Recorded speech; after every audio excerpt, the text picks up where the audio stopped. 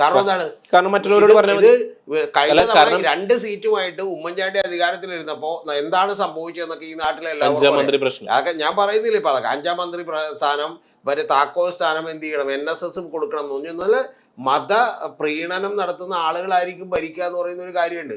അപ്പൊ അത്തരം കാര്യങ്ങളിലൊക്കെ തന്നെ ഇത് VD സതീശന് ചാപ്പ കുത്താൻ മറ്റവരെ സഹായിക്കും. അതായത് ആരുടെ മുഖ്യമന്ത്രിയാണ്? ഇത് മുസ്ലിം ലീഗിന്റെ മുഖ്യമന്ത്രിയാണ്, ഇത് ഈ പറയുന്ന പോലെ ജമാഅത്തെ ഇസ്ലാമിയുടെ മുഖ്യമന്ത്രിയാണ്. പ്ലസ് നിങ്ങൾ വിചാരിക്കുന്നുണ്ടോ ഇദ്ദേഹം തന്നെ ഈ പറയുന്ന പോലെ ഇവര് തന്നെ പുറത്തേക്ക് വിട്ടിട്ടുള്ള ഒരു കാര്യം എന്ന് പറഞ്ഞാൽ VD സതീശൻ എന്ത് ചെയ്യുന്നു, ഖുറാനിൽ എഴുതി വെച്ചിട്ടുണ്ട് മതം, അതായത് ഈ നമ്മുടെ ശാസ്ത്രജ്ഞന്മാരൊന്നും അല്ല കണ്ടുപിടിച്ചത്, പകരം കണ്ടുപിടിച്ചത് ഭൂമി ഉരുണ്ടതാണെന്ന് കണ്ടുപിടിച്ചത് ഇവരാണ് എന്ന് പറയുന്ന വാചകം ഉണ്ടാവുന്നു.